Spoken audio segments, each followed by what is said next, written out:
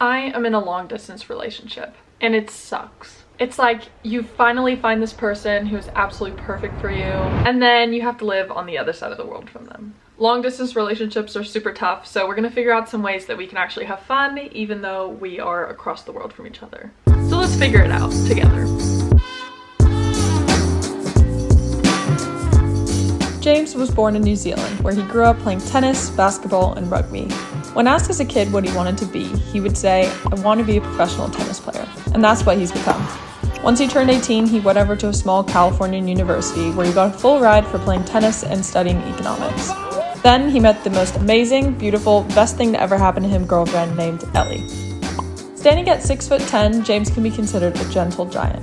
He's amazingly kind, thoughtful, intelligent, goofy, and just an all-around amazing person. Not to mention dashingly handsome. We met at an athlete party and hit it off immediately, and have spent almost every day for 2 years together. And then I decided to move over to Australia. Because James is playing a sport such as tennis, a lot of that is just constant traveling, so I knew that we would be apart for part of his journey with playing tennis. I really wanted to quit and move back to Australia since I was born there and I just wanted to be back with my family again. So we kind of made the decision together that it would be good for me to move over to Australia early and kind of set up things because we both knew that we wanted to end up in Australia. It was just more of a question of when, not really if. So first I'm going to go over some general advice, and then we're going to dive into the different activities that James and I like to do and that hopefully you can join in and do them with your own significant other. I think to start off with long distance relationships is that you want to have a really strong foundation. If you don't have a really strong foundation, it's really hard to build off of that because you need that initial trust in order to spend all of this time away from the person that you love. So I'd really recommend communicating a lot before the long distance even begins. That way you can understand what your expectations are going into the long distance relationship. So since I'm in Australia and James is still in the US, there is a huge time zone difference. It's 18-hour difference. So I'm normally a day ahead while he's a day behind, and then there's about a 6-hour difference right now due to daylight savings time. So because he has tennis and then I would have work, we needed to figure out a time that we could both talk to each other where we weren't interrupting the other person's schedule. Not only do you want to set up a time to talk every day, but also it's really important that you're not using your entire day just glued to your phone texting them, because I feel like if you're texting them throughout the whole entire day, you're not leaving anything to talk about when you're actually talking to them at the end of the day. So try and go not talking for the majority of the day, and then nearing the end of the day or nearing your meeting time, that's where you can actually call them and have some things to talk about. Another thing is when you have that meeting time to talk to your significant other, don't be boring. It is so easy to have a super boring conversation where you just say, "Hey, how are you?" I'm good. How about you? I'm good. Well, you sound so boring. That's cool. And scene. There's no real substance to the conversation. You're just saying the same words. It's almost like small talk. Like, why are you having small talk with the person that you know the deepest? You don't want your messages looking like a 7th grade Snapchat conversation.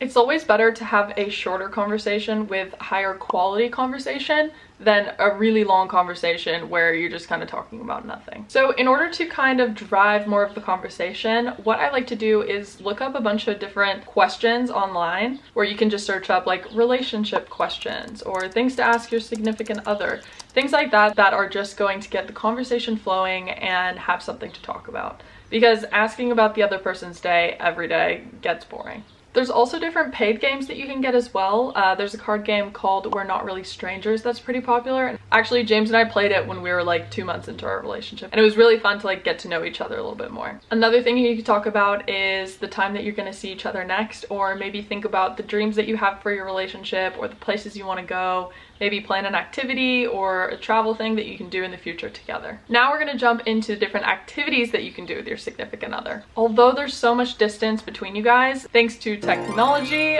there are a lot of different things that you can do together. Just think of the things that you guys like to do normally and then see if you can translate that to doing it over the phone. So for example, James and I like to make a lot of pizzas together, so we did it remotely where I made a pizza myself and then he made a pizza, and we just made it and talked about things that we would normally talk about but together. There's also tons of online games that you can play together. When we lived together, James and I played a lot of Fortnite. It's something that we played a lot when we were together, and then now we're just doing it over distance.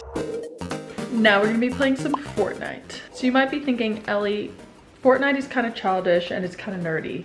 And yes, it is childish and it is kind of nerdy. However, it's free. I think it's something really fun that like me and my boyfriend have played a lot, used to do together, but now we're doing it apart. So it's still really cool that we're still able to like play Fortnite with each other. Every time I say Fortnite, I feel like it's like, oh my god, like a meme or something. It just sounds so funny. Hell yes, I'm ready to rumble. Well, let's get this game going. Mic check. I gotta take this off, it's getting hot in here. 3, 2, 1, drop. Oh my god, I haven't played in a minute. Oh my god, James, you're too good. You literally just obliterated that guy. Do you need anything else? Should I put a bouncy up? I need like a third camera that records the TV. I don't know how to do that. There are 4 people left. Oh, he dropped me! Ah, Jason! No! Second! Damn it. We were so close.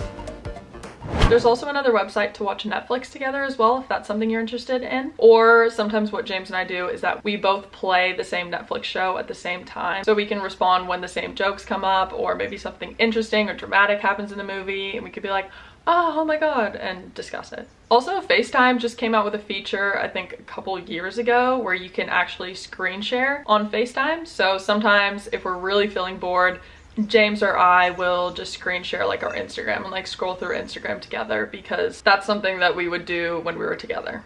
You know he's a good guy when his explore page looks like this. Another really fun thing that we just started implementing is presentation night. We give a whole presentation on just some random topic. Here's a little sneak peek to our last presentation night. Hi. Reusable water trends is what we're going to be discussing today. Why are we so into water bottles? Customize and add stickers. Also, this arose at the time of the Visco Girl. But TikTok is now influencing these trends in water bottles. I was like, what? It fits in a cup holder. The best water bottle is the one that you have. Thank you. All right, your turn. Trivia for Ellie. Oh, this is fun. This one. What food would I choose if I were hungry? Okay, so definitely gonna take out an apple first, because I know you're going for something savory. How did you do that? Magic. I have magic touch as well.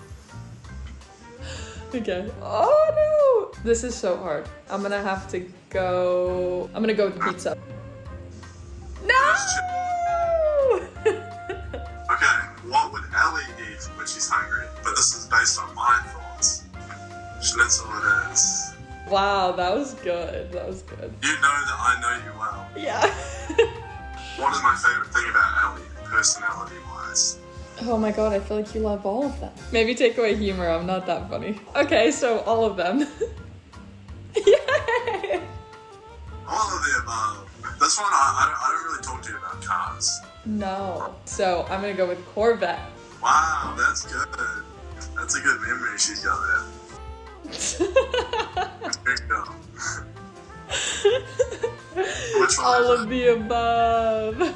7 and 9 is acceptable. You just scraped in with a 7. Oh, that really made me like really smile. That's so cute. Some other cute things you can do is there's this one app on the App Store called Note It. So you put a little widget on your phone screen and your significant other can draw you a picture or take a picture and like doodle over it, and then it sends it to their widget, which then pops up on their wallpaper screen. It's just something to make you smile when you wake up, just thinking like, oh, they're thinking about me. You don't have to be an artist in order to use the app, but it's just fun to leave a little surprise on your partner's phone screen. Another cool thing to stay up to date with each other is we like to take 0.5 pictures. On some of the newer iPhone models, you have like the 0.5 zoom. You take a picture by going to that 0.5 zoom and then taking it back up like this. It kind of gives them an overall view of like what the scenery is around them, and just kind of makes you feel like you're there as well. Plus they're really funny, so I think that's another thing to add in.